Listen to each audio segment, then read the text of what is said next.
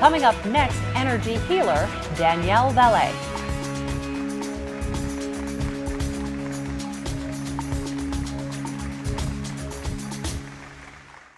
Do you ever feel like something is holding you back? Do things get in your way that prevent you from getting what you want to attain your full potential? Do you feel like you could do a lot more with your life? Hi, I'm Danielle Vallee.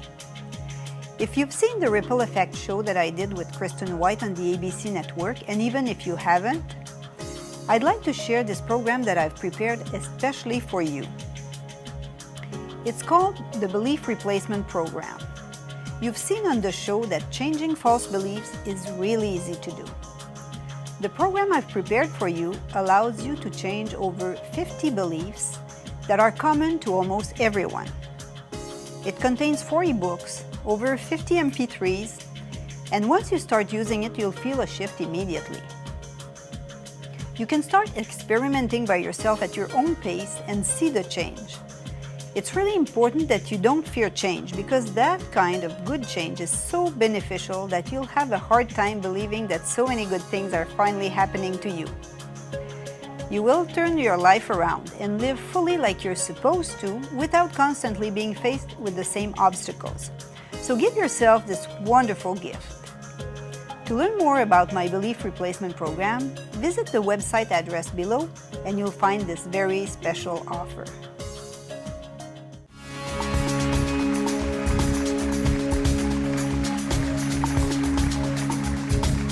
You may not realize it, but some of those past traumas that have happened in your life may still be holding you back today.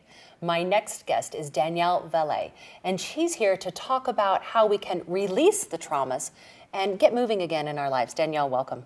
Hi, Kristen. Thank you for having me here. So let's talk about trauma and the role that it plays inside our lives. Well, traumas are very bad influences because they grip us, they make us prisoner. It's like us sitting in a corner and being immobilized by trauma if they're very severe. And most of the time, traumas are brought upon by beliefs we have, like false beliefs and limiting beliefs we have. And I work with replacing false beliefs, and sometimes I have to deal with the traumas first because they're so powerful that we need to release a bit of that before going on to the belief replacement. So when we're talking about traumas, we can be talking about anything like an accident, a divorce. I mean, give me some examples. For example, the death of a loved one, like divorce, loss of a job, but it can also be some trivial stuff that you went through as a child, because for a child, sometimes something that seems trivial to adults are very traumatizing for children. So you may carry that on in your life for many years, and your whole life afterwards is influenced by that. So, if I understand you correctly, childhood traumas can play a role in our adult lives? They definitely play a role, especially since if they happen in early childhood, like before 6 years old. But beliefs are also installed as programs in the subconscious mind by feelings. Strong feelings have a direct connection with the subconscious mind. So anytime you have like an important trauma, it will connect with the subconscious mind and install some specific programs. So how can you tell, like, that if you have a trauma, that it's impacting your life today? When we're working with a person, we question the subconscious mind, and it's a test based on kinesiology. Actually, there are several tests, but they're all based on kinesiology principles. So you ask the subconscious to answer questions, and it gives you very reliable questions because the subconscious mind manages the whole body. And when you use the electromagnetic forces to connect with the subconscious mind through the body, you're going to get reliable answers. So you mentioned you use kinesthesiology. And how does that work? The the subconscious mind manages everything in the body, and we know that it manages circulation, the involuntary respiration, and our body is based on electricity and magnetism. So when you ask something that resonates true with the subconscious mind, it makes your body stronger. And when you ask something that does not resonate as true, it makes the body weaker. So that's how we know that if the subconscious mind agrees or not with the answer or with the statement. You know, we've arranged to have a guest here, so let's go to that guest now and, you know, take a look at how this kinesthesiology works. Absolutely. Okay. So now I'm going to demonstrate muscle testing when you're two persons to muscle test. So the first step is to make sure the person is standing really straight, feet about shoulder width, and just a very straight line, the chin maybe just a millimeter down, and the eyes looking down. Now I'm going to take the arm, and I'm going to calibrate the answer. So I'm asking first, I'm asking Janine to say, my name is Janine, to verify the calibration. My name is Janine. Be strong. My name is Janine. Be strong. Resist. Okay. Okay. Say, my name is George. My name is George. Okay. Say in your head, repeat yes, yes, yes. Yes, yes. Be strong. Okay. Repeat no in your head. Okay. So now we're going to test something that has to do with your mom. Mm-hmm. And we're going to test whether your subconscious mind says yes or no to the question, I can take care of my mom without feeling guilty. I can take good care of my mom without feeling guilty. You repeat that. I can take good care of my mom without feeling guilty. Okay, it's a bit weak, wouldn't you say? Okay, so we'll change that immediately with the Theta Healing technique. So,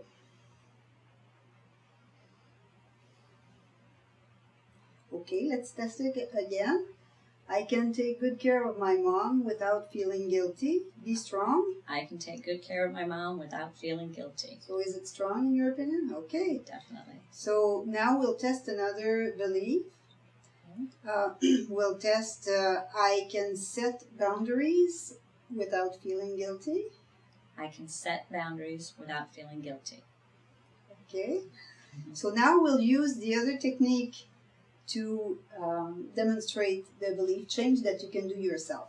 Okay. Now, before we go any further, I'd like to demonstrate another technique where you can test yourself. Okay. So to do that, you're going to stand your feet shoulder width, and you're going to stand very straight, same position as before, the arms resting, and you need to feel floating on your feet. So when you feel like you're kind of floating on your feet, you're going to test again your name. So you say, my name is Janine, and you keep looking down. My name is Janine. And you'll feel a slight pull towards the front. Yeah, I did. Okay. And then you say, my name is George. My name is George. See what happens? Yeah. So it's an easy way to test yourself when you're all by yourself. Obviously, you don't have anybody pulling on your arms, so that's an easy way to do the testing. So you can test just about any belief you have that way. Wow, Danielle, that was amazing. Just seeing the way that the body responds, just depending on the different types of questions. Let's talk about beliefs. How do you define a belief?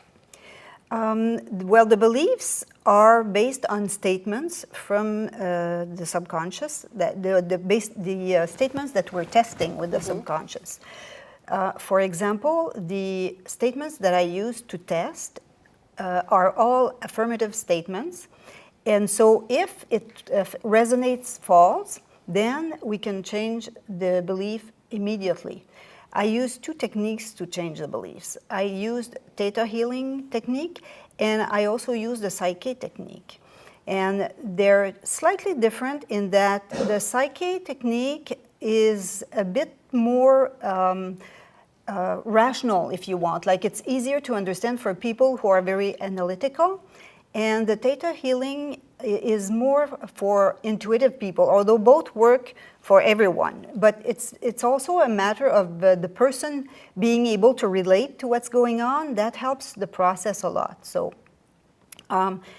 as you saw, I changed the belief instantly with the theta healing technique. And so I can demonstrate the other technique in a few minutes.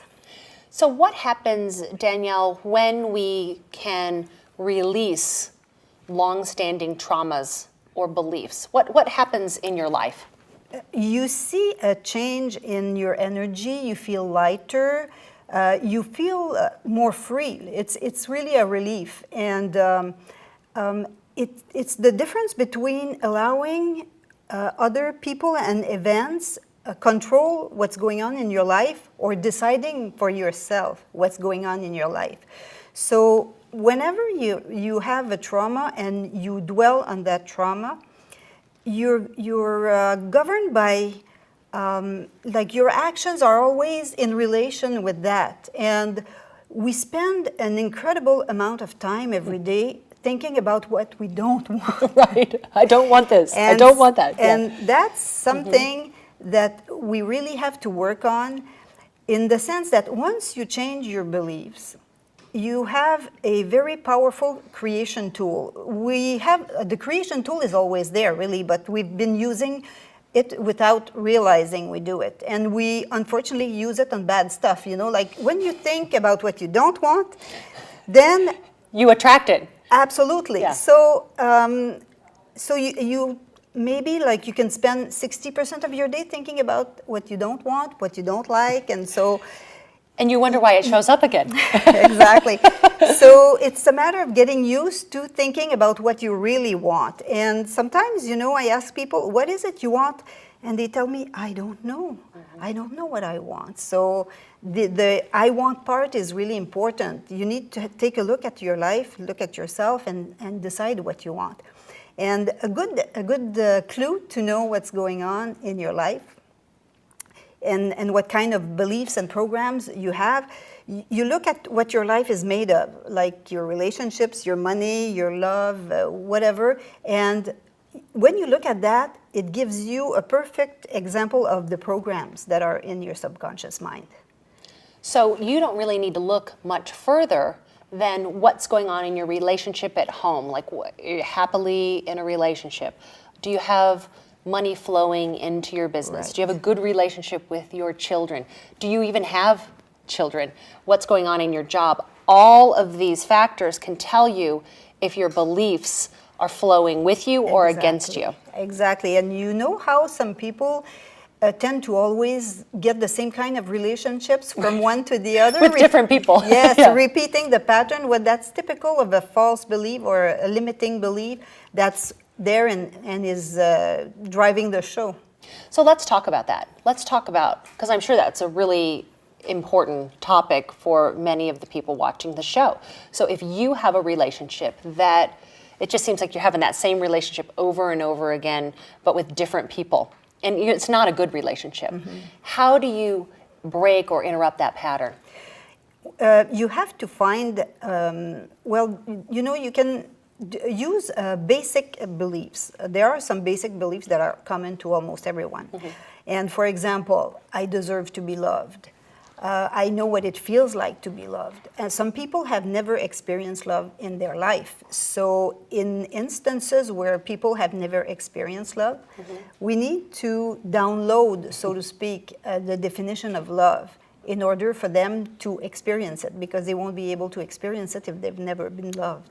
So if they feel that they're not deserving, you know, when you're young, you're often told that you're no good, you didn't do enough, you didn't do well enough, and so then you need to correct that. I'm worthy, I deserve love, yeah. I deserve love, I know how to receive. I know how to accept good things. Those are very common beliefs that are not there with people. Can you do this by just saying those words, like I just repeated, I deserve love with you? Is it just saying the statements like I deserve love, I'm worthy, or is there more to it? If your subconscious programs are in agreement, it's going to work perfectly. But if your subconscious does not agree with your conscious mind, you'll never be able to change that just by making affirmations. Because the conscious mind works at a rate of 40 nervous impulses per second. And the subconscious mind works at a rate of 40 million impulses per second. So it's going a little faster. So yes, it's like if you see a Formula One racing car and you try to stop it with your finger, you know it's going to be gone before you see. You'll lose your anything. finger. So you really need to establish a connection with your subconscious mind in order to be able to change the beliefs. Otherwise, you could repeat stuff forever, like for the rest of your life, nothing would change because you have no chance of going against a machine that's a million faster. How do you do that? How do you establish a relationship between your conscious mind that says statements and affirmations and that subconscious mind? There are a few methods. The method that I employed earlier is called theta healing, and it's using the theta brain waves in order to connect with the subconscious. And that's the exact same waves that are in place in a child of maybe like between 2 and 6 years old. And so by connecting in a theta brain wave mode, we can actually connect with the person, and it puts them in the theta brainwave modes and connect with the subconscious. There are other methods as well. The Psyche method uses a physical example, a physical position that I'll be able to demonstrate in a minute. And so it's a method that balances both brain hemispheres. And you know how our hemispheres are crossed at the neck? Mm-hmm. And so the right side governs the left side of our body and vice versa. Yeah, they kind of crisscross. So when you cross your members, then it forces the two hemispheres to get balanced. And that's another way of connecting with your subconscious mind. There are other methods as well. Some people use a magnet that they run through the meridians. Mm-hmm. And also, like, strong feelings will connect with the subconscious. The problem with that, especially when an adult, is that most of your strong feelings are like traumas. So yeah. Right then you have a connection. So like the good emotions will connect also, but you never have as many as traumas, except when you change your beliefs. So we have a pile of traumas and a couple good things that have happened. Right, right. And are you saying that these traumas, they have a tendency to run through our mind over and over again, even if we're not thinking about it at that time? Well, they keep coming back, you know, like you think about what you went through, and like if a person wronged you, you're going to think about it, and why did it happen? Mm-hmm. What am I going to do about it? And you know, should I have done something different? Exactly. So mm-hmm. it gets a life of its own at some point, depending on the severity of the trauma. So let's talk about why it's important to release these traumas. I mean, what difference would it make in your life? I mean, some people would say, you know, yeah, it happened to me, so what? In my case, it made a huge difference because I worked a lot for most of my life, and I kept having successes followed by disaster. Like every success was followed up by disaster. And I discovered that I had beliefs like I was unworthy and I didn't deserve anything. And so when I started changing very, very basic beliefs, I saw a result in the 4 or 5 days following. Wow. So that was very fast. Of course, I didn't stop there because I had a lot more to take care of. But I mean, I saw a difference right there, which incited me to go further. Danielle, I mean, are there some common beliefs that many people hold that just get in the way? Absolutely, and some beliefs are even common to like whole people, cultures. For example, I come from the French Canada, and we have a saying that says that we're born for a tiny piece of bread, so it means not getting much. And for example, some beliefs can come from our ancestors. Some beliefs can come from our ancestors, and for example, when I saw my ancestors' house, I saw all the tools that they were using in order to work. Like they made everything. They made shoes. They made the slates that go on the roofs. They made everything. A hard life. And so they worked really, really hard just for barely surviving. So that's sometimes ingrained in our genetic code. And so I think right now, I think it's probably common to most of the cultures, the scarcity belief, you know, like we believe that there's not enough money for everyone. Like if you get money, you're going to deprive somebody of money, or so that's a very false belief. There's plenty of everything for everyone. If we look at the universe, I mean, it's plentiful. So the belief that there's not enough food for everyone. So all those are false beliefs. What about the belief around just being successful? You know? Yes. Well, there's often a feeling of guilt associated with being successful, or maybe sometimes there's a hidden agenda, like by being successful, I'm afraid to neglect my family. By being successful, I'm afraid of hurting someone, or being bad for someone, or that type of belief can exist also, like underlying beliefs. You know, it's interesting that I know in a culture there's also the saying about being the tallest poppy.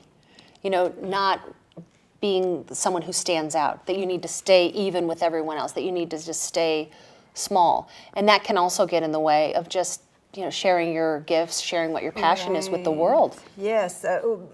Our education was based on a need to conform. Mm-hmm. And be like everyone else, you know, but the truth is we're unique. So there's no use in trying to be like everyone else. We have to shine on our own, and we're an expression of a creation. And so we have like a divine light inside of us, and that only asks to shine.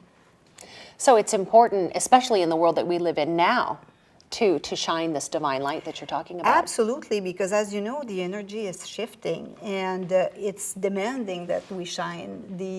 We need to let go of our old thoughts or the way of thinking. There's a big paradigm shift happening right now, and I think that it's going to call on people to be themselves, assume their uniqueness, and shine. Yes, to step into the spotlight. Right. Danielle Vallee, thank you so much for being here with us and sharing insight into how we can overcome our traumas and, you know, really shine in the way that we are meant to. Thank you, Kristen. Thank you.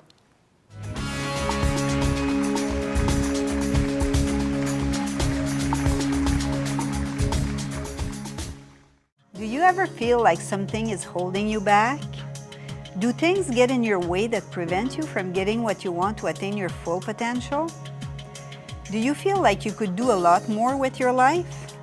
Hi, I'm Danielle Vallee. If you've seen the Ripple Effect show that I did with Kristen White on the ABC network, and even if you haven't, I'd like to share this program that I've prepared especially for you. It's called the Belief Replacement Program. You've seen on the show that changing false beliefs is really easy to do. The program I've prepared for you allows you to change over 50 beliefs that are common to almost everyone. It contains 4 ebooks, over 50 MP3s, and once you start using it, you'll feel a shift immediately. You can start experimenting by yourself at your own pace and see the change. It's really important that you don't fear change, because that kind of good change is so beneficial that you'll have a hard time believing that so many good things are finally happening to you. You will turn your life around and live fully like you're supposed to without constantly being faced with the same obstacles. So give yourself this wonderful gift. To learn more about my belief replacement program, visit the website address below and you'll find this very special offer.